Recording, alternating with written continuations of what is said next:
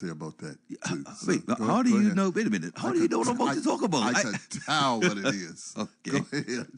All right. Well, I'm just going to continue. Quite warm in here today, isn't it? Yeah.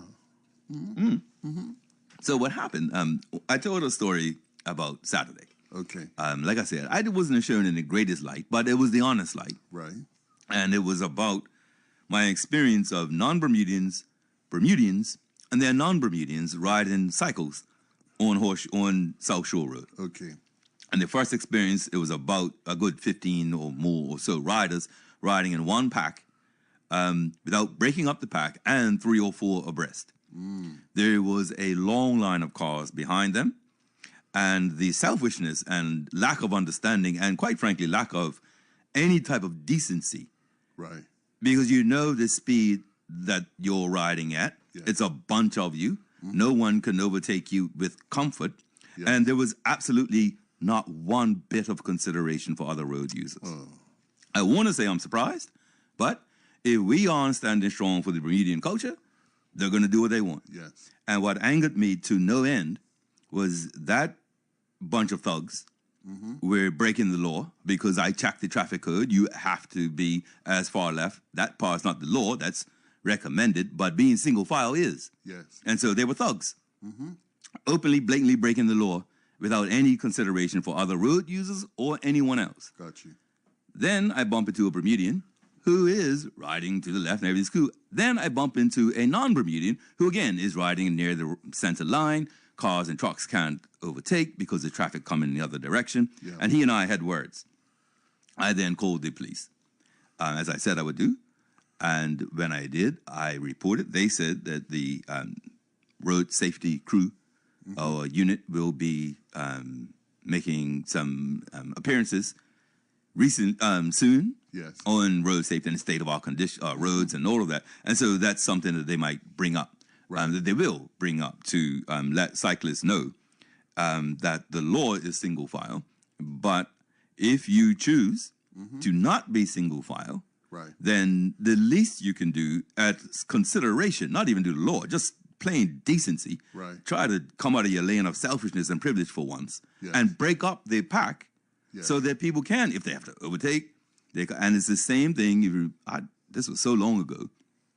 I was speaking about the mini cars that features on Harbor Road. Yes. If you have 2 or 3 of them driving extremely slowly on an extremely curvaceous and windy road, Yes. they're obviously going to drive slowly, which is going to cause the people behind them to recklessly try to overtake, or, the frustration comes and then and so I actually spoke to one of the rental car companies and said, could you put a decal or stick in the car to say, don't, if they are on Harbor Road or these roads, don't be bumper to bumper. Yeah. Like allow traffic to be able to overtake one, dip in, take one, Yes. to move out of the way. So I did call the police, as I said I would, and did ask them if they would make a public announcement around that, a public service announcement, I actually called it, that the traffic code does say single file and does say stay to the left. Yes. But so that was the one thing from Monday I wanted to deal with. You know what? You said you were going to just say something about that. I received a call from a very distraught lady who said that she was driving with her father, and they were on, Harbor Road, just as she Harbor said. Road? Harbor Road. And it was, it was some runners and walkers, and they were doing the same thing. They were way out in the center of the line instead of sticking to the side. And they made it very difficult for her in particular, and people behind her, to pass them. You're tooting and whatever, and they really get rude when you come up next to them. Yes. You say, it's frustrating. That's all I could say. No, well, the frustrating part is that we know the lawyers, but yet that privilege seems to allow that to happen. The other thing, Harbor Road, there shouldn't be any walkers or runners on Harbor Road. Exactly. Right? There's not one single sidewalk, okay, except Spithead. There's a little bit if you go into the wharf, but there's no sidewalks. Yes. And there's not even a bus. Buses don't even go on Harbor Road. Exactly. There's a limitation on heavy vehicles because of Harbor Road, right? Yes. So the HA, you'll see the O, which is an order sign for traffic. Right. You cannot go beyond the wine shop at Morgan's Road. I think not Morgan's, the next one over, Mance Road. And you can't get past, if you will, Lover's Lane, Yeah. right, on a heavy truck. So Harbor Road is a particular sort of road, and we just have to consider this. We have a call. Yes. I can't believe we have a call about this Already? one, but I think it may be about traffic. Okay. Hello, caller. Hello, caller. Hello, how are you? All's well. How you doing? I want to be a little helpful to you guys, being a runner. Yes. Okay. Let me clarify some things first. The law is pedestrians and horses first, No. but that does not excuse runners from running and being uncourteous by running out wide or running double instead of using their common sense and running in a single file. Nor does it make sense for you to be running in areas like Harbor Road, first of all, on the same side of the road as the traffic that in the direction you're going. You should run against the traffic. That way, if the traffic has to have time to yield or you even have time to stop, which should be your obligation as well, then at least you can be a little bit better going in a place like Harbor Road, which I agree with you, Corey, you should avoid unless you're like me running down there at 30 miles an hour. No, I got you. So I can appreciate it better now because now that I move slower, I really have to think like anybody else, and the solution is international rule for running with traffic is really to run against the traffic. And a lot of Bermudians don't practice that. What you should do in Bermuda is take advantage of the sidewalks. And I mean, like you said, a road like Harbor Road may not be ideal if you're not witty anyway. You have to be witty in areas like that because I have no problems because I'm courteous to the traffic and I'm witty, meaning Yes. I can see when somebody is not paying attention or I catch them off guard, but then I could easily talk in. You know what I mean? Yeah. So I'm looking out for my safety. And also That's not the to part. surprise Exactly. them. That's the part I don't. Surprise them. But Yeah. people are ignorant, man. No, I thank you for the call because I will tell you the legal part that I know, and the runners I'm not, I'm talking about the cyclists in particular. Yeah, I know. But I the thing that yeah. I think they're not understanding is in law when it comes to personal injury. So let's say a runner, a cyclist, someone gets hurt by someone driving. In law, right, when you want to sue someone like that, it's tort, T-O-R-T, law. But one of the main issues in suing someone when you've been injured by someone, the other side, so if I'm the driver and someone gets hurt and I get sued, my lawyer is going to go under this umbrella called contributory negligence. And so contributory negligence is how much did you contribute to your own injury. Yes. And so last night I saw an idiot running with a dog in dark clothes. Right? right. And I'm saying, and they were in my side of the road. It had nothing to do with me. But I just thought, mate, I don't know what dice you're rolling. I don't know what you're thinking. But you aren't even likely to get taken care of by the courts because of how much you're running at night in dark clothing. Yeah, but Corey, the problem lies deeper than that because me being a trained runner, I know that the rules for running for longevity is to avoid running on hard surfaces anyway. Yes. So people should be going and seeking a softer surface I'm to with- run on. Period. Yeah, But- exactly. And the National Stadium, even when I was on the board, one of the things I try to make them understand is it's okay to be giving people that walking and jogging and cycle track, Right. but you should make a grassland for the runners. Yes. There we go. Yes. Preserve them so that they don't have drink problems in the future. And, Yes. Yep. but people who don't run, Well, I mean, we never let something like expertise and experience get in the way here of having an opinion. that can never ever cause the problem. You know something? I have a question for you. With Bermuda being so curvaceous, how would you? What happened? Nothing. When I used that word earlier, I thought, my word, I don't think anybody's ever used that word to describe a road. But I'm glad you used it because I heard it, and I definitely know I need a better word. Well, believe it or not, I am a former runner. I've seen the pictures. Yes, and I have to bring them out every year to prove the same point. Not to me.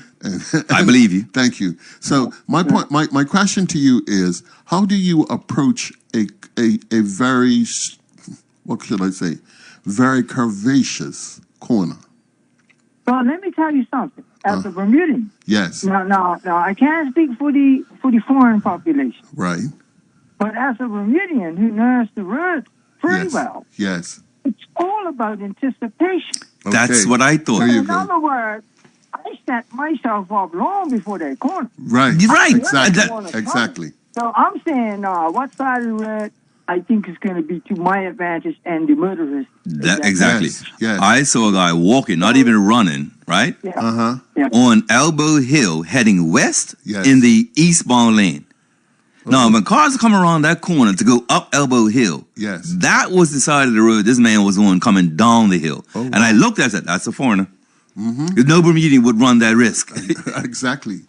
Foreigners are of the opinion that everybody's going to give them the right of way anyway. You see it when they're coming out of a secondary road. Oh, yeah. They're out into the scene where they're almost like going to drive straight out.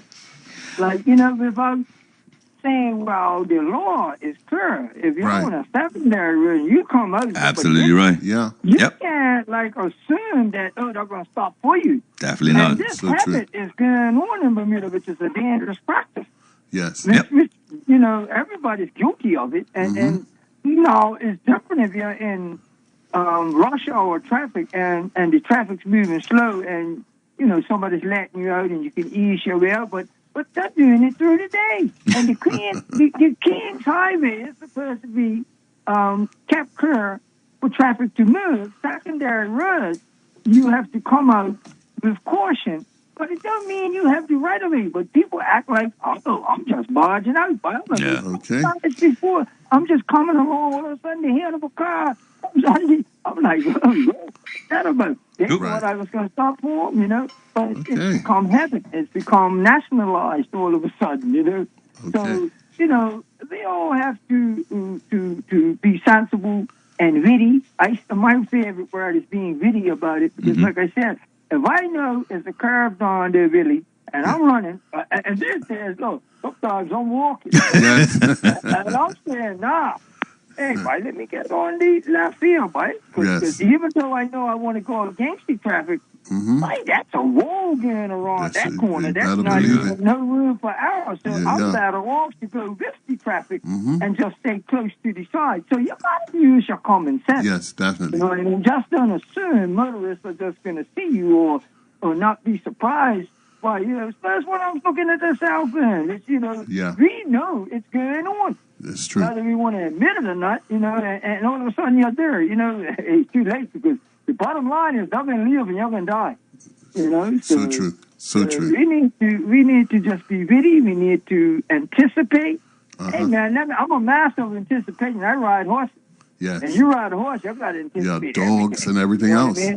Yeah. But unfortunately, the motorists don't, when I'm on a horse, they're terrible. That, truck drivers coming. I'm trying to tell them to slow down because there's no room for error. But you got some of these bull-headed truck drivers that's like, man, Watson can handle that horse. I'm going to gas it anyway. Like, that's so disrespectful and just for you to take that chance. All right, bro, we got to go. Our call is backing up, and we spent way more time with this than I thought we would. I was just talking about today. No, not you. I'm just saying the topic. I just thought this is not you. This is on us. That's right. It's me in Bermuda right now. All righty. Take care. Thanks. Hi, caller. You on the air? Well, I'm going to be real sure because I know that you don't want this to be a topic again. No, it's okay. Okay. And just got pissed off. Anyway, we need a whole section on when it's safe to let people out of a secondary road. I think you're right. Yes. I'm writing that one down. We need a whole, that now has to be part of getting You're the absolutely driver's right. license. Because common sense is no longer common. It's going out the door. Yes, I agree. Yes. Yeah, and I'm going to be real short on that. They just need to write a whole book and make sure the person who writes the book has common sense. Common sense, too. Not even an engineering degree, because they don't have common sense. Anyway, I'm going. Okay. Oh, wow. Okay. Wow.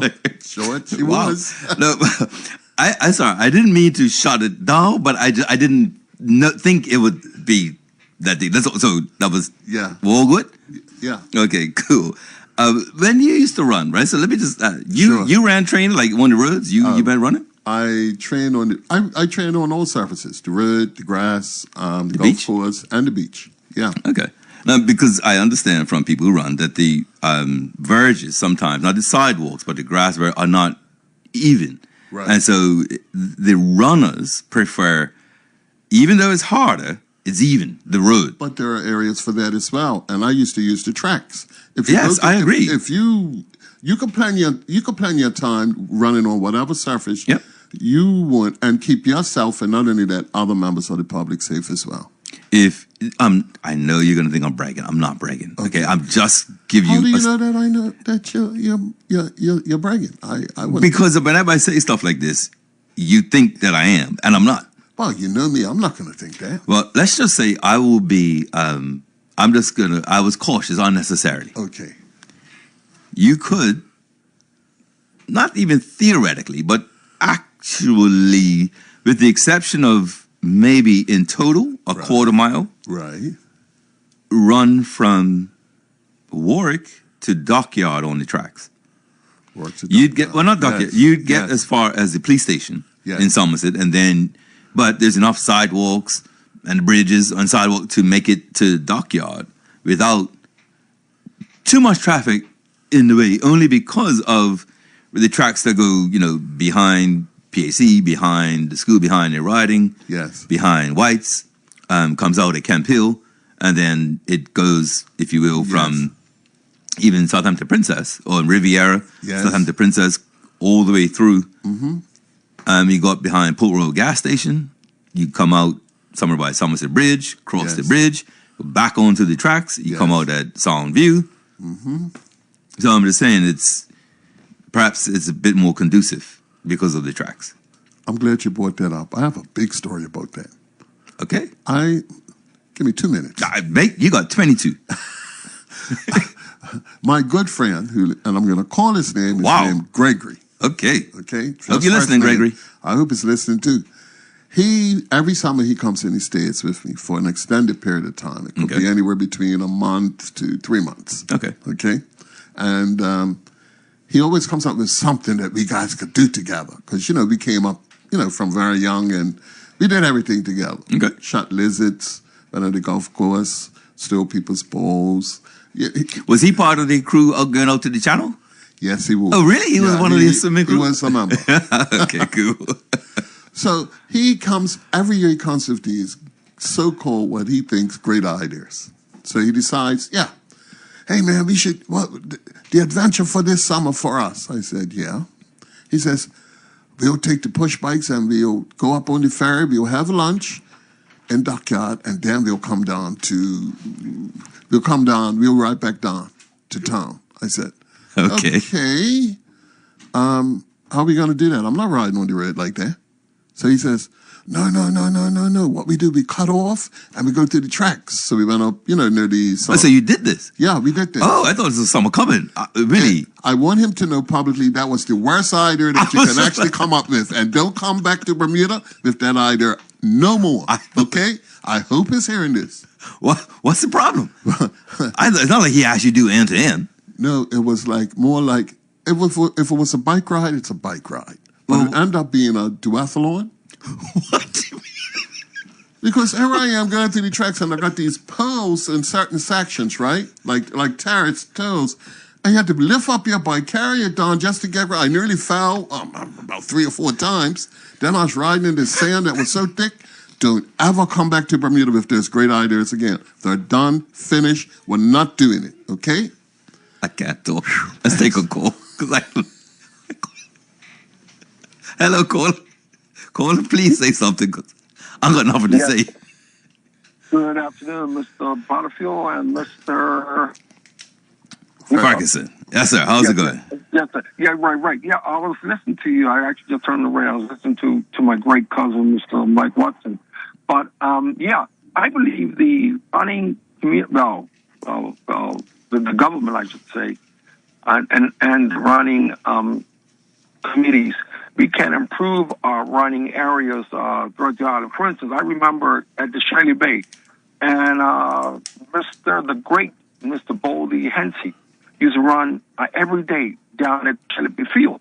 All right. And from him running, also Mr. Sherlock up at the Southampton up there by the beach. When they used to run every day, they created a path.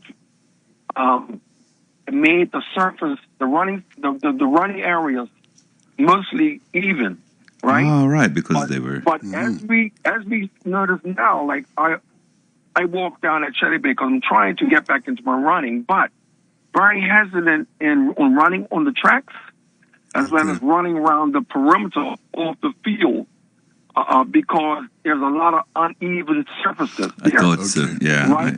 Okay. This is very dangerous, even for walkers, because when you're walking or running, you just have a variation. True. And you could twist your ankle, whatever, and you're out of it for months and months and months. Right? Good point. Mm-hmm. That's where I believe the government/running community organization can improve in these areas, and the government especially put an emphasis on persons better way of health, better way of living. Okay. If we put some emphasis into the area, yes. Can I ask you a question? Oh, sorry. And foreigners can utilize those other than the national stadiums where you go up to the national stadium, you have to pay a That's what I was just going to Yeah. ask. Okay, that was my first question. Yeah. So, can I ask? I'm not sure how to get the question out, but what I'm trying to do, walkers and runners in particular, not so much the cyclists, but is it that walkers and cyclists run and walk on the roads because that's where you can do it? Or is there something conducive to running and walking by having a varied scene? So would they go to a spot, like let's say that all the closed schools became walking and cycling somehow, right?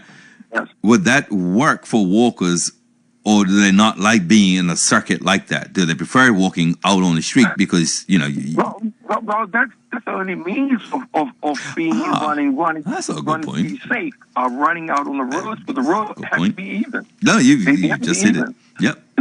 So if we had areas, for instance, Charlie Bay Field, which is much larger. Yeah. Areas like that, not really, I would say the smaller schools, because yes, you would be confined. Yes. But Yeah. you look at areas, for instance, in St. George's, certain parts in St. George's, where they can create, okay, let's say down at Clearwater. Oh, absolutely. create a There you level go. Yeah. There. Yeah.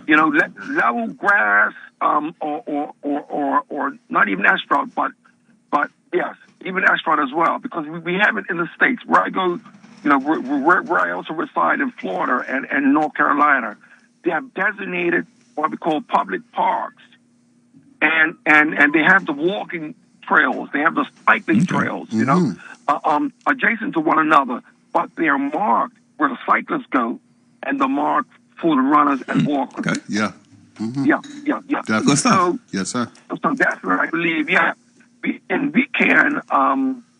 Be purposeful. the government and Bermuda, we can invest into areas like that to make it more conducive Sure. for persons and a better way of life as well. Be intentional. Yes. But running on the roads, I used to run on the roads like 6:30 in the morning, no way. I talk to brothers, no way, no way, Not now. No. not No. now, not now. I don't care how early you run. Running early in the morning didn't work. No. Because you have to put the reflectors, Absolutely. Right. Exactly. Just still, you're still dipping because you hear the traffic coming, the bikes and vehicles coming, man, and they're making time, so you have to, have your ears and eyes, that leads you from looking down to where you're running. Yes. It's true. You know, so Wow. yeah. Thank so you for this. Traffic-wise, has changed a lot within the last 10, 15, 20 years ago. Yeah. So if we can improve those areas, you Yes, know, we can. I think so. and then by having those areas, we can have more participation of not just the one runner or the one walker, but the families as well. Yes. Yeah. Absolutely. Because if I can go and do my routine, so say for instance down Shirley Bay, I can bring my mom and dad Yeah. Yeah. down there where they can be sitting in a park or a bench, Yes. and even we can also introduce what we call dog park, fenced-in dog park. Yes. Well, You know, I'll say. no dog. Yep. It's so much that we can do, and that'll be of life. Yes. Yeah. I agree. Yeah. Okay. All right. All right. Thank you so much. Yeah. You know Okay. something? This is part of the vision that we were talking about. Indeed. Let me. Yes, definitely. I'm sorry, but I'm making a note because I'm trying to. Hold on, caller, please. I just want to make a note because this is what Yeah. the gentleman spoke about. Something I wanted to bring up later on. I want to make sure I do. Hi, caller. You're on the air. Hey, real quick, you guys, to be helpful. National Stadium has a section that's free for the public. Good stuff. It's Yes. Yeah. So it's not all. And the other thing is the reason why runners prefer to be on the road, especially if you're a serious runner and you're going to run a 15-mile, run for your training. Then it's very difficult to go run in circles 1,000 times than Yeah. it is to actually say, well, let me head somewhere. Do the I think course. the problem lies in that the running clubs and the people that do it, they just overdo it. Yeah, I see what you're It's saying. more of a fad for people that ain't that great of runners to do it. They're better off to be in a park where they can preserve themselves on softer surfaces than an elite runner that can run That's 10 a miles very and be good on the point. road, Yeah. not be a hindrance to the public. But Yes. unfortunately, you can't tell nobody that. That's an insult, but I can. Yeah, exactly. You're proving. You got the medals to prove it. All right. Well, I tell the athletes I coach that all the time. They would have been bullheaded now to hear me say it public. All right. All right. Take Yes, care. sir. Really, the caller just before the last one brings up something that has been in my head since Monday. Yes. In fact, since last week, Thursday. And it's the difference between if government doesn't, how can we? Yes. Okay? Or if government doesn't want to, how can we make them? Yeah. Or if that's been in my mind ever since last week, Thursday. And I talked about 2034, right? 8 years from now and what that looks like. Right. And that second last caller reminded me of two things. Number one, and I'll deal with this one quickly. And let's just say I won't test how true this is, Right. but I'll tell you what. I'm going to say something here. Here we go. The Parks Department fellas are some of the more committed civil servants, public officers we have. Right. Now, the disconnect from my experience with Parks Department, Parks employees, Yes. and the rest of the country is that successive governments don't understand how important Parks Department is. Got you. So the only way people say, what a beautiful country, is if the foliage is trimmed, the flowers are out, the Yes. roundabouts are... Right? Yes. Who do you think does that? That's right. Aberfeldy? Right? The only way the beaches are recommended is if they're clean Yes. and trash. And who do you think does that? Yes. The only... Do I need to... Right? Okay. Yeah, fine. So, having said that, I am grateful for the Parks Department staff who have the responsibility of the botanical gardens. Now, our listeners wouldn't know this, but I called really early one morning. I was down at John Smith's Bay, and I watched people show up with their pets. And I, for the life of me, I used to have a dog, but my dog was never like this. And, Right. and I don't mean to offend any of our listeners, and if you're offended by it, just put on some big boy pants. But let me just say, I don't understand, right? Putting your dog in your car, driving somewhere, to then take the dog out of the car to either walk or use the bathroom or something, then put the dog back in the car, drive back. Like, why do you have a dog if you don't have enough room for a dog? I got you. There are turtles in my house because I have room for a turtle tank. Yes, Got me? I got you. I don't have chickens because guess what? Take a guess. You don't want eggs. Well, no, I eat eggs. But I'm just saying, right? I'm only joking. So what blows me away Yes. is the people who believe botanical gardens is a dog park. And I'm telling you, if you don't have, I know you own a dog, Yes. but unless you're at botanical gardens at any particular point, Right. you won't appreciate how many people come down and walk their dogs in botanical gardens. Mm-hmm. Now, I understand that they will collect any solid waste that that dog produces, Yes. but I don't know that any liquid waste that that dog produces is great for our flowers or shrubbery or flora Yes. that's at botanical gardens. Right. I also don't know why it seems that people go to botanical gardens from 2-3 parishes away. They'll still go to walk the dogs. Yeah. The dog park, so when the caller talked about a dog park, Yes. I actually wondered whether, even if the government created a purpose, the best dog park in the Western Hemisphere, Right. whether those people would still leave botanical gardens because of the thing about it being botanical gardens where you're walking the dog. Which brings me to the second thing Yes. that ties to what I've been thinking about since last week, Thursday. We live in a country, from my experience, that has been driven by private sector, not public sector. So, if the thing that the country needs isn't directly profitable, it is unlikely to happen. Because the governments over centuries Yes. don't do things that are service-based unless it's obvious. Hospital, clinic, post office, Yes. obvious. Okay? But dog park, and I don't own a dog, so I'm not lobbying for one, but what I'm getting at is unless some charity raised the money from donors, and then bought the land or had a long lease on the land to then create a dog park, it's unlikely the government will create a dog park. Right. Okay? We know this for a fact, right? The feral chickens is government, hey, that's not our responsibility here. Buy some traps. Buy some traps? Seriously? So, what I'm getting at is that when I say we wrung out the chamois, okay, we have service, and we're going to have more. We need some areas, spaces, facilities, institutions for seniors. Yes. We have an aging population. It's going to happen, blah, blah, blah, all of that. But if it's not profitable, private sector is not going to do it. Right.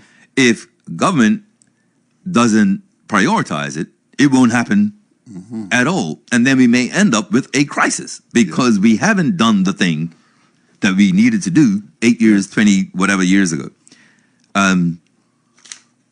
You're going to... I was, but I forgot my train of thought. Not a problem. We actually have a call. Hi, Okay. caller. Yes, I just forget. This is kind of so quick. You're talking about the dog parks, but when you get for public racket, or if they do give it to you, you know, the SPCA, you know, the amount of money they get from donors, people that have had animals, right? And the families have passed. And I know of 2 families or persons that have passed, have given half of their estate. Mercy. Have their estate with a sole property to these conservation, you know, and I mean hundreds of thousands of dollars, you know. Got you. But yeah. In large areas, I would, and also in the states they have where persons have donated monies, right? And these dog parks are they're sponsored from donors, right? Where they have, and I've also seen tombstones of cats, dogs, like where people have put money into it, and unbelievable, Unbelievable. Unbelievable. And because I see a lot of dog owners, and I'm a dog owner. I'm a small dog owner. I religiously, take my dog, down at the Shelly Bay. Yep. For a walk, and I pick up his hard stuff. But no, it's hard to have him under control, for his, liquid. Oh, no, I agree. I was just making a facetious point. But normally dogs, they go to the same areas. Like my dog will go to the same, I walk, he goes to the same area to overload himself, yeah. Yeah. Okay. And normally dogs, what they do, they sniff other dogs and they try to put the mark on other dogs like liquid. So yeah. Sure. Yeah, but okay. But you guys have got a great program. I was trying to get in, last week on another topic in a public racket. If on what we pick the King England. Okay. Yeah. And also what England pays Bermuda, only to the sense of about talking about being or going independent. Okay. Yeah. Mm-hmm. So if you can find that information, or if they're privileged to give it out, yeah. No problem. Yes. Okay. I would like to, hear that. Yeah. I'm making a note. There, yeah. And from there, I believe the numbers would be probably. Where we can start that discussion on Surely. Yeah. Bermuda, becoming independent. Yeah. Okay. Thanks for that. Thank you. Okay. Oh, that. So we had a call. They just missed it. Okay. Let me tell you why. Even though it's about pets and dogs, and in terms of it's about what we wish to do and be. Right. And he was talking about tombstones, right? I just thought, wow, that's not something I considered. Mm-hmm. But if you are going to have a dog park, or you're going to have some place that's conducive, right? Then yeah, it would. I don't want to put this too strongly, right? Because it sounds a bit harsh. Right. But in terms of revenue streams, it's not bad. It really, it's a good idea. Yeah. Right. Now, I had some things for today that we're going to do. Nothing, it's cool. But what I thought I would do first to get back on that track is maybe take a little break, although I don't have anything set up yet. So maybe we could talk a bit. Okay. Where we were on Monday, maybe I can give it some context here. There's last week during the last couple of weeks, we were looking at births, deaths, marriages, and what we're facing.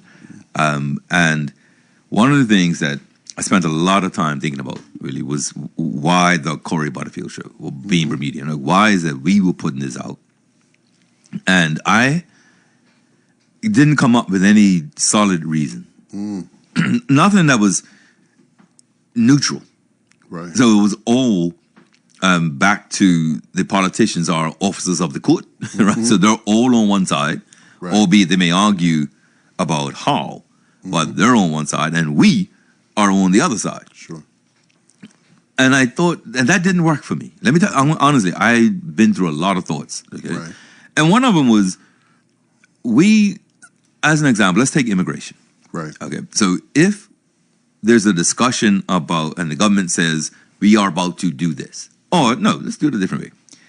I read out, and I brought it with me somewhere today, that the government wishes to halve, the criteria to become a PRC, right? To get PRC. So right now, if it takes 20 plus, they want to halve that to 10 plus. Yes.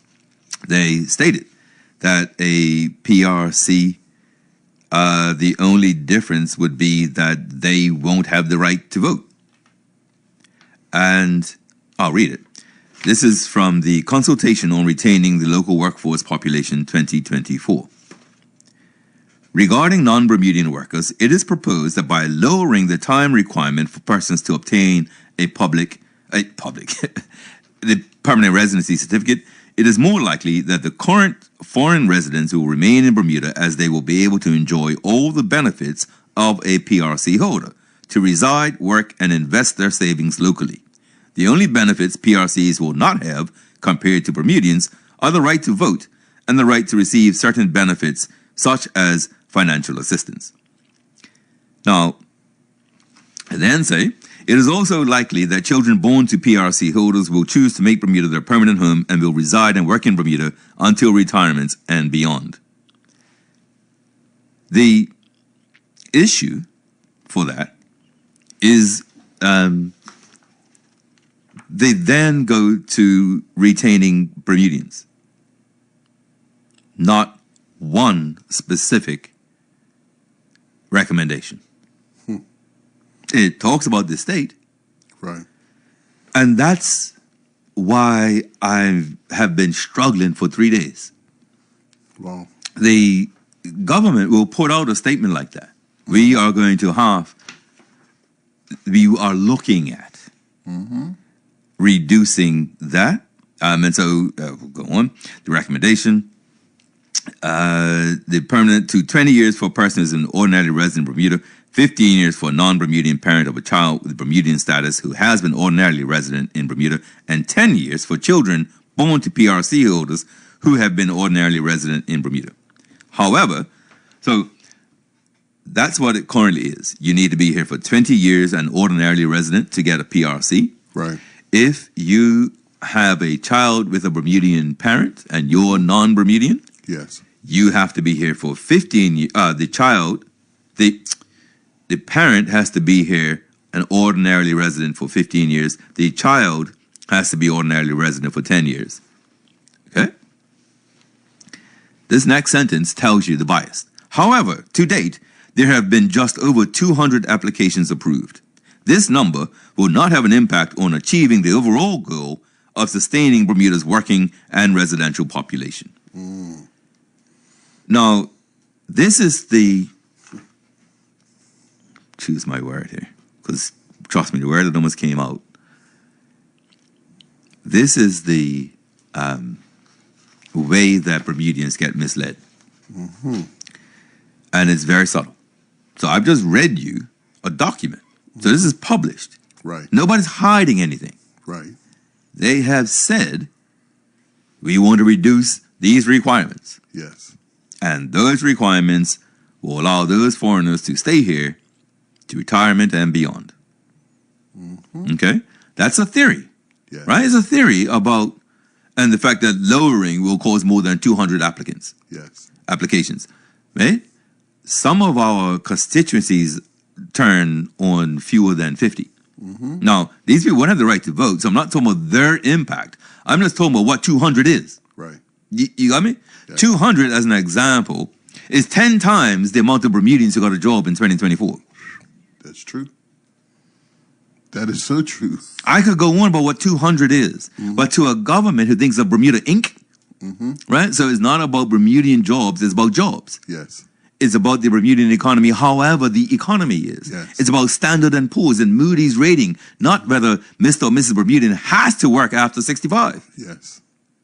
I was listening to a call earlier, and I'm going to also show you how the system works. The, I believe, title is Executive Director of the Human Rights Commission. This is the stuff you have to be careful about. Yes. Okay, and this is what about our culture. Now, people can make assumptions about how I feel about this topic. Make them. You may be right, you may be wrong. But the same-sex marriage debate came about because the legislation that said this is how two people get married didn't specify Yes. man and woman. And so it was assumed Yes. that two men or two women could get married. Can, yeah. Well, that's legal, but that law reflects culture, tradition, understanding, everything else. Yes. Okay? And so Bermudians didn't think to put opposite sex because if you're Bermudian, the definition of marriage was the definition of marriage. Yes. Okay? However, this is how progress happens. Old laws get challenged. The understanding is challenged. It is either overturned or reinforced, and then the society moves on. So there's nothing untoward or whatever about the challenge. Yes. But then the country spoke. This is what we Bermudians believe marriage is. Yes. Okay? So it is what it is. Here, the assumption is that we will accept and understand, we must accept foreign workers more than we force the government to create incentives to bring the Bermudians back. Because the theory of what a PRC holder and their child would do is just that, a theory. The reality is Bermudians who were born and educated thinking they were going to die in Bermuda are leaving Bermuda. Yes. And yet, when there are very specific, if you will, incentives that they're asking us, not asking us, telling us, this is called consultation. Yes. Where is the fact that people had to go? I had a conversation this morning. I wasn't going to bring this up, but I'm going to bring it up. I made a call because if you go on the official gazette, as I do multiple times a day, for some, I'm such a nerd, mate. I read it all. Okay, the statutory instruments, I read that section. Wow. The government notices, I read that section, Right. and the legal notices, I read that too. Okay. Yesterday, there was a declaration under Patty. So under Patty, Yes. you have to declare every contract that's over $50,000. The trustees of the Port Royal Golf Course Yes. declared a contract for $732,000 to supply, I think it's 2,000 plus tons of bunker sand to Port Royal. Yeah. Island Construction Services had that contract. Yes. I'm not alleging, and I don't, just RFPs or whatever. None of that is my issue. Right. My question is, how much work does the Bermuda government and the Quangos so I'm not even meaning the directly cabinet, but Quangos and departments and ministries and ministers and of all of that stuff Right. that impact that's in the construction industry, where there are construction companies, where are the black ones? And so this is nothing even to, this is not non-Bermuda Bermudian. The question is, for me, let's say that I can bake, Right. okay? Oh no, I can cook whole meals, Okay. okay? And I become, through some miracle, a government cabinet minister, right? Now, what I don't think taxpayers know Right. is that we pay for them to have breakfast on cabinet mornings, right? So they have a caterer who provides breakfast to cabinet ministers on a Tuesday morning. And let's say I can do that. And so the cabinet is being, the premier calls me down. Hey, Corey, we're going to make you Minister of Tourism. And I say, cool, listen, I can also take over the breakfast contract. I said, oh, really? Oh, yeah. I said, right now, it's costing, I checked it out, it's costing $15,000 a year. Man, I'll do it for $8.5. What? You're going to save that money? Okay, cool. Yes. That thinking is financial. Yes. And if you believe your job as a premier or a minister is merely financial, then just put AI in place. Yeah. You don't need any humans to do that, right? You put in the lowest, it's yours. Yes. That's why when Dame Jennifer started in 98, this is what I mean by thinking. This is what I mean by the people Yeah. and understanding the past. Yes. The government, I think it's a Dame herself, the government will not be bound by the lowest price. Okay. You know why that is? What's that? Because if I've been doing it for years under the EBP, then I've made my money. And when you try to enter the industry, I can underbid you. I can take a loss Yes. more than you can even get what you need. Well, they call that cutthroat. Not in this country. They call it capitalism. Capitalism. No, I'm telling you, it's what happens now. But it comes from a place of position. And that's where it's unfair. Yes.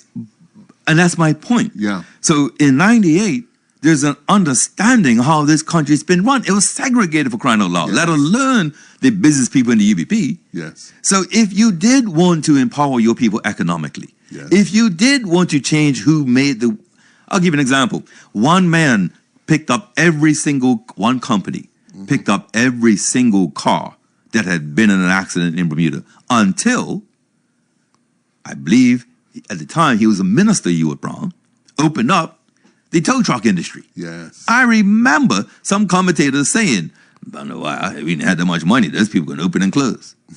They're going to open and close. Well, that was just the tow truck industry.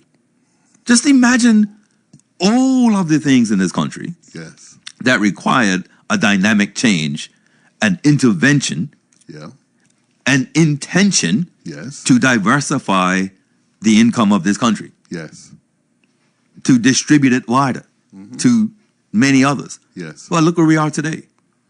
We have fewer grocery store owners than we did then. Fewer mom and pop owners Oh, my God, than yes. then. Yes. Shall I keep going? Yeah. It's Under this particular, it's been consolidated. Has it created savings? no. Is it any cheaper now for food? In fact, the retail sales index came out. I don't suggest anybody who gets vexed quickly to read it. I want to read you something. I didn't intend to, Right. okay? But I just want to give you one little example of what we sit back. It's published, and we don't necessarily know how this happens. This is in the retail sales index. Here's some numbers for you. The volume of food, got me? Yeah. So this is between August 2024 and August 2025. So the sales volume, got me? The amount of sales Yes. went up 1.1%, right? Okay.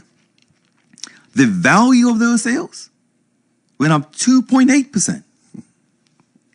2.8%. Wow. So on only an increase of 1.1%, they almost got 3% more money. Yes.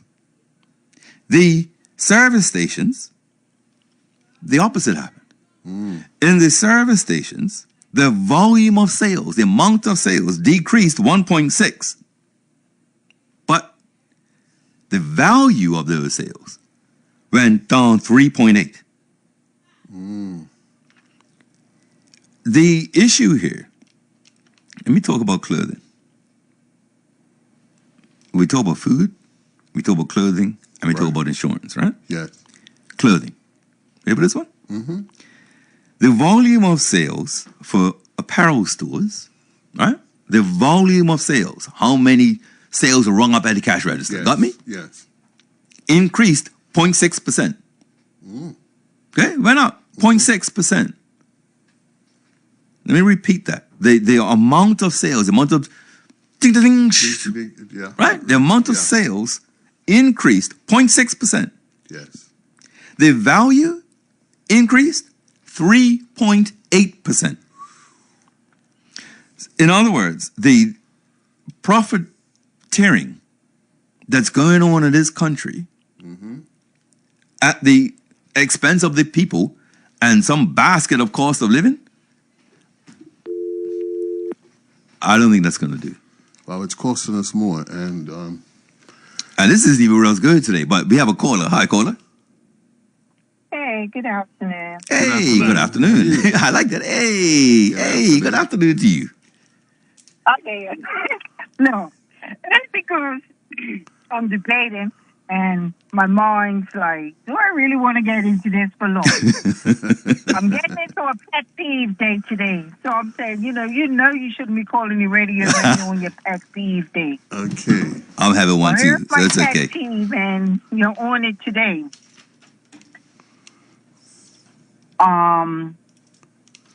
We bring up a lot of what we call, how you put it, man. Even when we talk about, like, I'll take a topic that came up on a thread on Facebook. I'm not saying those are the most intelligent people, but let's have it.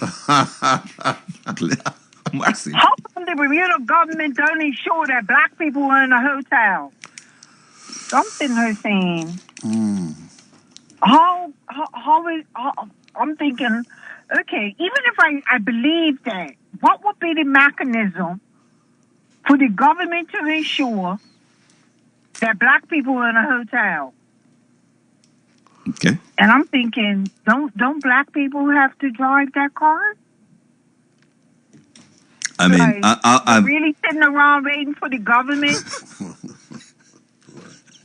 And not that I Yes. disagree with it. Right. I love no, I hear you. Yes. I mean, you said about the construction firm, and we can go down the line of what may have and what part government can play in it, and we can, it's going to keep going on and on and on and on and on. How many black people in Bermuda want to see black construction firms thrive? Well, Or not even black people. no, it's not. Let me tell you. No. I think so.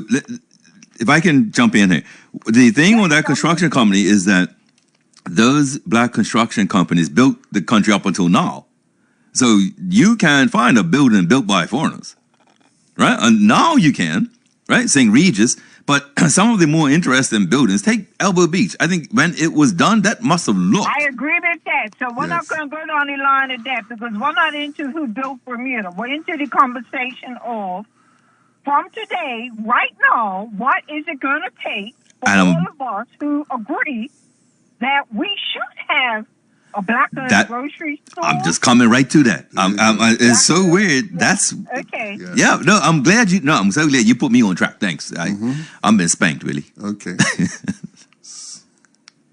Okay. So I'll tell you what it is. Two things. She's absolutely right. You remember there's some issue about who, if you will, is in charge of the politics in Bermuda and who's in charge of the private sector. Right. Because we have been shut out of some of the top level decisions of early Bermuda, right? Then how that plays out now is a mindset. Yeah. So let me tell you a true story. I'm going to go on a limb here. And if I get in trouble for this one, so be it. But I was a consultant to, I think I can say that part. No, let me not even. I'm going to read this all on me. Okay. I was a consultant, and I had to go to a company and looked at this company's, for lack of a better phrase, diversity, equity, and inclusion attempt. Okay. And when I went there and I met the people who were driving this, I came away and thought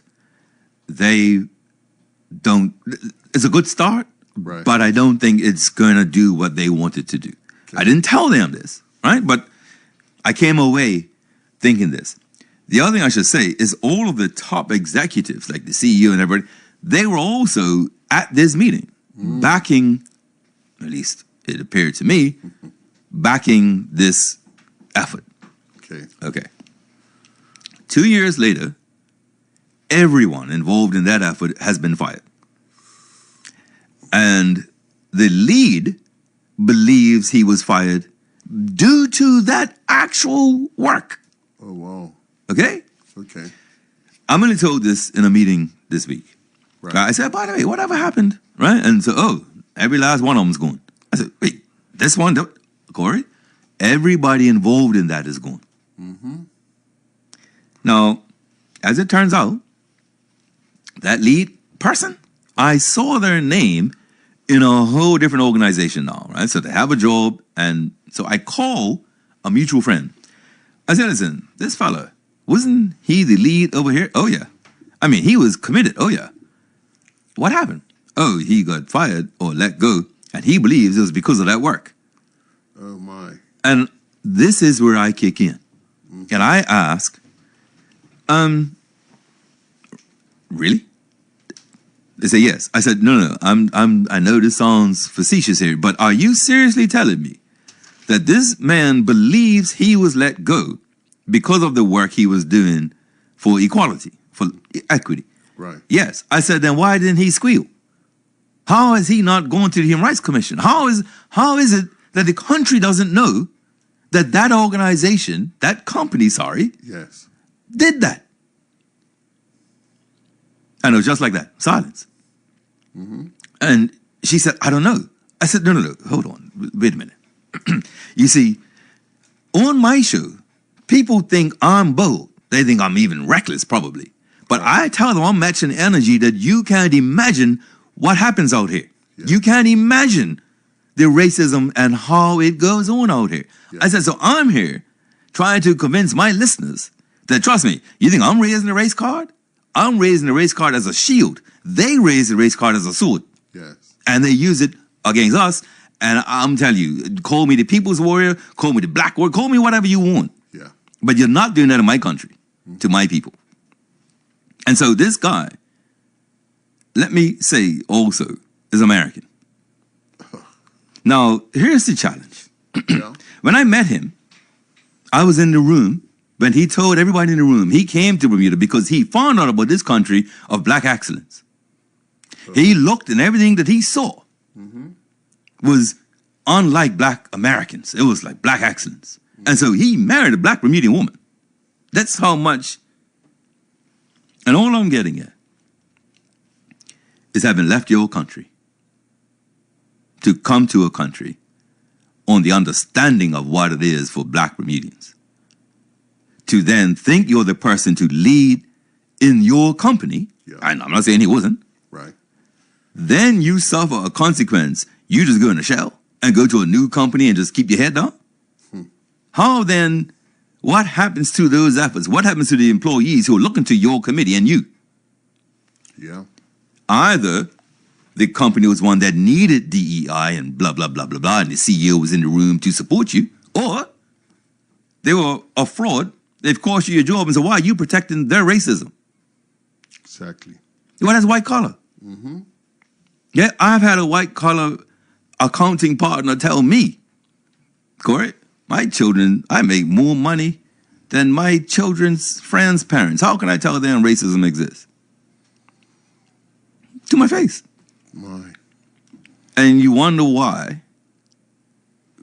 we are where we are, or people feel the way they feel.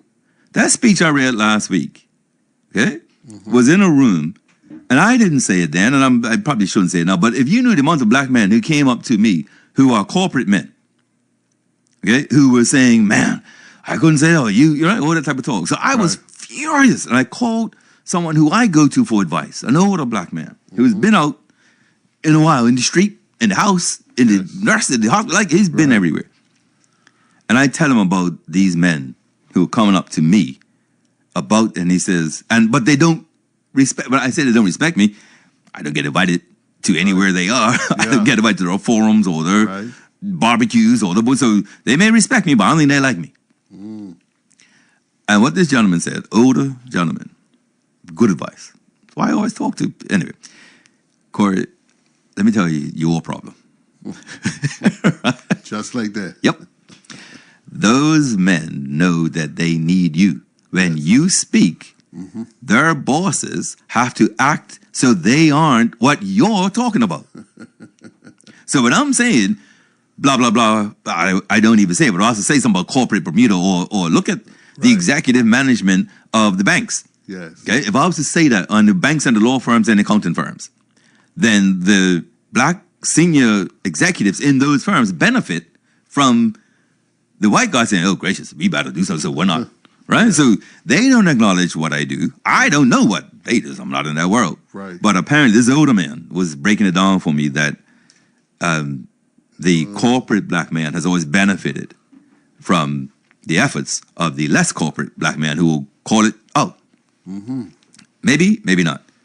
But all of that is only we're having these discussions when I can tell you, November 1998, we thought we were long past we would not be having these in 2026. Mercy.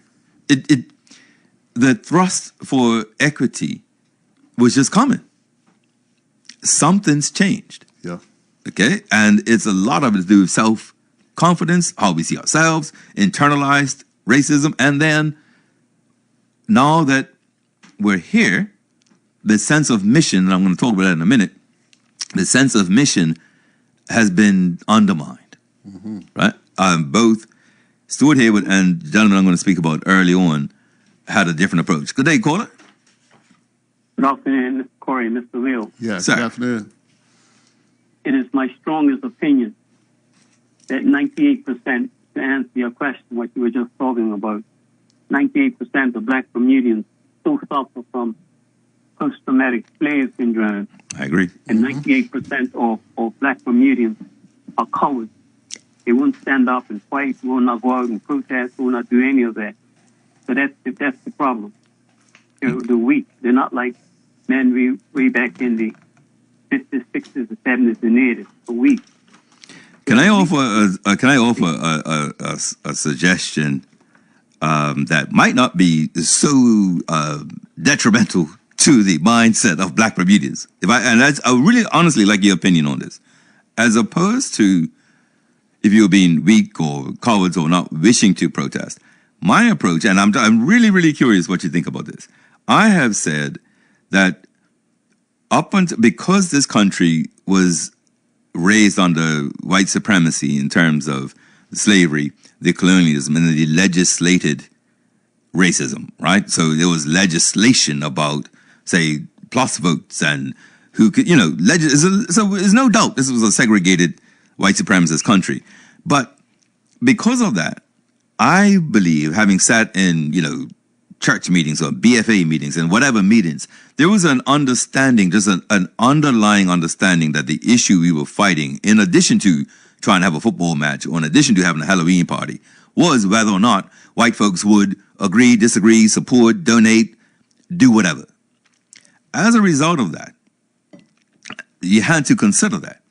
Now, since 1998, I'm not sure enough Black Bermudians know how to extract a change from the PLP government without them thinking somehow they've sold out, they're the bad apple, mess up the apple, they are the one calling it out, right? I think not knowing how to fight because of who you have to fight is the problem. What do you say about that? Well, I would say I wouldn't use the word appear. I would definitely say that at this point, the PLP government seems to be doing more for the foreigners than for the local people. I mean, you've got... That's true. No, mate. You didn't even... There's nothing to prove that. That is fact. You don't have to question that one. The number of jobs is fact. Yeah. The fact that in the report on retaining our local workforce, it was incentives for non-Bermudians, none for Bermudians. No, mate, you're called the right show to say that. You don't need to prove that one. This ain't Solly. Yeah. Yeah, that's it right there. No, absolutely right. But so not doing enough. They made a promise to put housing up at Morgan's Point for people, and then all of a sudden you hear that they're going to allow a foreign company to come here to put a $400 million hospital up at Morgan's Point. While we're in, and then they turn around and talk about they can bring in some matchbox containers for the people to live in. Let me tell you something. So, as an example, right? One small thing that people might have done in the past but won't do now is to sue when that decision is made about that medical facility. So, what an interested party would do is sue for judicial review of the decision to allow that to happen, given in less than a decade of the construction of King Edward, Bermudians are treated in hallways and corridors, and so the government must take care of that hospital and Bermudians first. I think that would be a very difficult case to answer for any lawyer on the government side, because you can't have the $247 million hospital that's called King Edward with a 60-foot ceiling and then not have enough rooms to treat people, and then go to bring in a high-end medical facility. If we allow it, then we allow it, right? But I don't think we should allow it. And to your point, right, that's way beyond showing their intent and how they see us. Way beyond that. Yeah. Yep, exactly. I'm with you. Cool. All right. And also one more. Sure. The Bermudiana. I mean, oh boy. That was supposed to be housing. Yep. Then they decided to make it into a hotel for Hilton to rent it. They spent over $124 million on renovations, and then they turned around and decided, no, we ain't gonna rent it to Hilton. We're gonna keep it, and instead of putting it back in the market for people, 350 plus Bermudian families waiting for homes, and now they're going to take that place up there and rent it out to IB. Well, I'll tell you what. Who can afford $3,000 and $7,000 a month? Oh, I agree. Willie and I are going to end up doing a section here called Patty Requests, where we're going to reveal some Patty requests. But if anybody wants to file one, I got one for you. File a Patty request and just ask,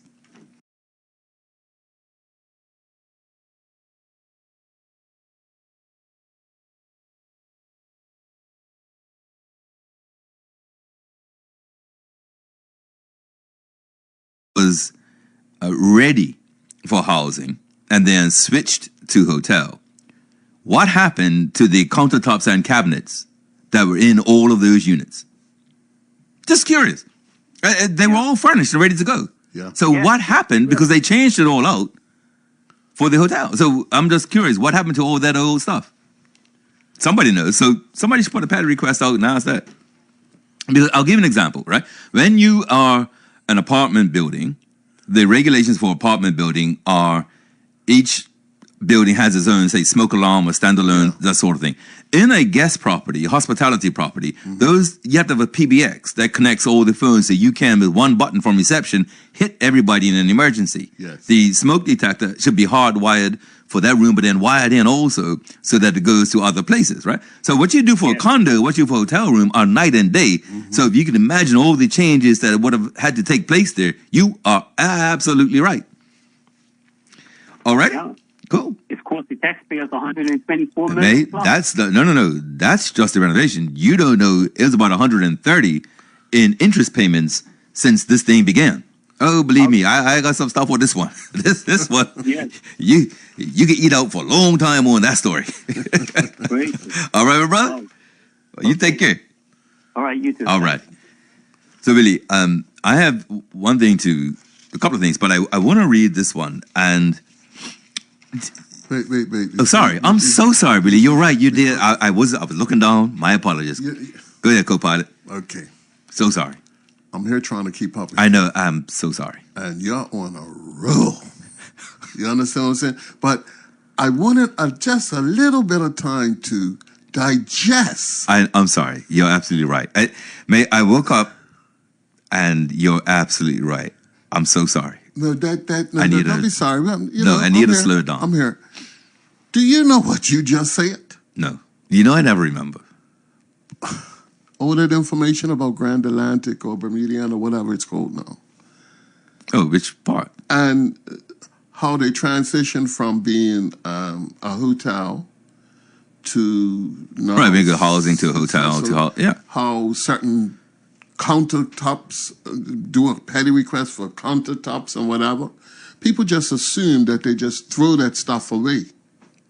Even if they did, there are people that might have used those countertops and cabinets. So why not give it to them?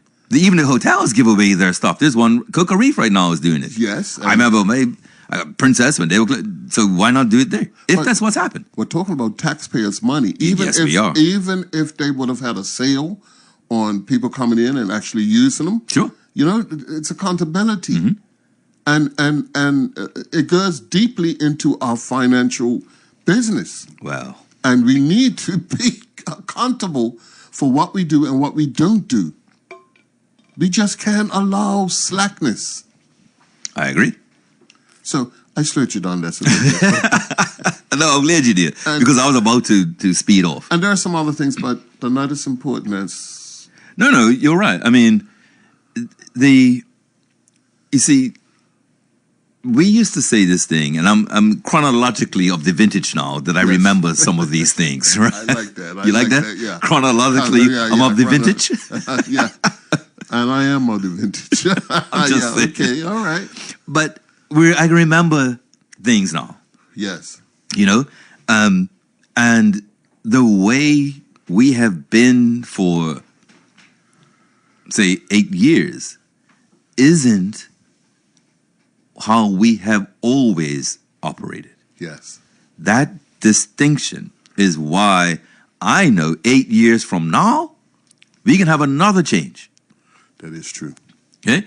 Somebody who was pregnant in 2017 has a child, perhaps ready to, well, I don't know if to call it middle school now, but that child is probably now in, if you're primary 5 or 6.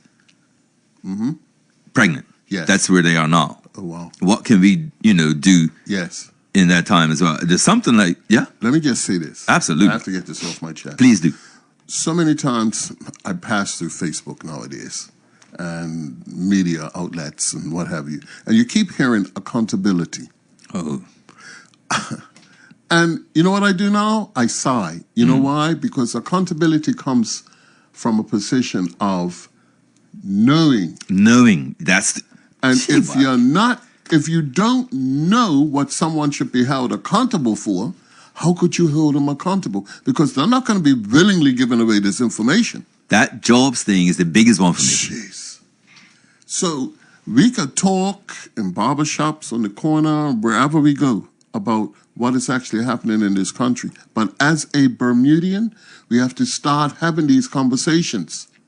Because things are just passing us by, and when you look, time's going by and it's forgotten. Well, that is why I was reading Bermuda's Delicate Balance. Okay. The interesting thing about that paper, I don't know if anybody missed it on Monday. Bermuda's Delicate Balance Revisited is actually the version I was using. Right. And it's a paper, I believe it's a book, done in conjunction with Stuart Hayward and the National Trust. Yes. And the document went everywhere from the labor force to the environment, births and deaths, immigration, the use of land, overpopulation, underpopulation. And the book, when it first came out in 1983, was such a powerful publication Right. that it did impact how the environment was looked at. Yes. It did impact a number of uses, a number of ways we even spoke about Bermudian status. Yes. It highlighted in writing Yes. the racism of immigration and Yes. population use. So Yes. from cover to cover, the book sort of dealt with what we would today say being Bermudian, Yes, right? exactly. And that book drove government policy, Yes. right? The power of the support that the book got meant no MP or government would say, yeah, that Biden knows what he's talking about. Right. Or that was wrong. We're going to go this way.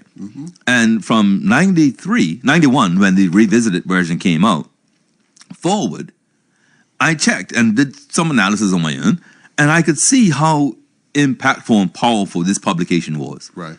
As an example, now, this isn't even something we speak about. But remember sustainable development? Yes. That was largely came out from. Wait. Yeah, you got my memory going back. I'm got a grease. Anyway, the mechanism's turning. I remember hearing about that. Exactly who was responsible for it, I can't say. And I'm a bit lax as what was the content of it. Sure. Sustainable development was an approach to developing or to decision making that meant every decision was made in a holistic way and seeing its impact on other things. So you don't just make the decision, say the cheapest person for the Right. contract. Right. You look at the context Yes. of that contract decision and the social and the sustainable development of Bermuda, of Bermudians, of the Bermuda economy, of the tourism industry. Yes. So those sorts of things was sustainable. The government then created a department of sustainable development. And that was great window dressing. Yes. Because if that person, let's say if it's not a minister, or if it's not a prerequisite, Right. then the planning department plans don't get passed through the sustainable development department to look at that neighborhood, that parish, to look at, hey, are people now using all of their footprint? And so we aren't creating community because people aren't out in their yards because they aren't making yards. Right. Gotcha. Does that mean children aren't riding bikes? Does that mean people have to take their dogs to botanical gardens and other places? Right? Gotcha. So sustainable development was just a kind of check on how we do what we do. Okay, explain this to me then. What's the difference between a sustainability and feasibility? Well, it would be the same depending on your thrust. Okay. So let's take, I'll go back to an old decision. Yes. And this is a decision that I know a bit about, but I'm not breaching anything to talk about it. Right. And I almost feel like calling this man's name because, because it's 12 years later and I don't think he even thinks I remember him. Okay. But he's been almost the personification of how this country functions when it comes to a certain demographic. So I'll go back and just say, it was some time ago. I was a consultant to a government. This man came to see me. And this man came to see me because he had an option to purchase a ferry, right? Yeah. Just like the ferries we have now. Okay. Okay. And he wanted to know whether there were contracts available, government, how, because the man who owned the ferry had passed, his wife had put the ferry, and I think in Rhode Island or somewhere, fairly close. And so at the time, the cruise ships were concerned about their passengers getting to and from St. George's. Right? Gotcha. Hey, Sheriff's Office, Sheriff's Office. This fellow wants to do this. I think, here's the answer. Right. That's not what happened. Oh. Currently, Yes. there's the cruise ship has its own ships, tender. Tenders, yeah. Right. Crewed by Bermudians. But my point is, look at that if that had been a different decision. Yes. You got me? I got you. And so, had that Bermudian been encouraged, gotten that charter contract for that cruise ship, what would that have done? Oh, yeah. Instead, the cruise ship uses its own boats. It has a crew that does not look like the man who came to see me. Right. They have a different demographic. And they've had that contract for a long time. And so I'm not even everybody's Bermudian in this story. I'm just saying that that decision makes it look a certain way out here. Yes, it does. And that keeps happening. Right? Decisions are made. You're asking about sustainability, feasibility. So which is the best decision there? Should the cruise ship be allowed to do what they did? Or would the sustainable answer be diversifying the economy a bit, showing Bermudians that this guy has this boat, and now when the government ferries need to be maintained or fixed or repaired, this guy's one could have kicked in. But no, right? None of that happens. You know, what would be healthy is that people can see and know that there's opportunity for them. That's my point. I agree with you. Yeah. But you have to have that as a sustainable. You have to think that the economy, the health, right. Malcolm X has a quote that says, "When we change I to we, Yes. we will change illness to wellness." Wow. Deep. Let me say that again. Yeah. Change I to we, illness becomes wellness. W-E for wellness, I for illness. I didn't even have to ask you to repeat that. That wasn't for you. Oh, okay. You're supposed to remember. You're the audience. You're supposed to go, "Wow, I'm glad you repeated that." Yeah, let them know our secrets. But guess what? If I was the audience, I would have asked that anyway.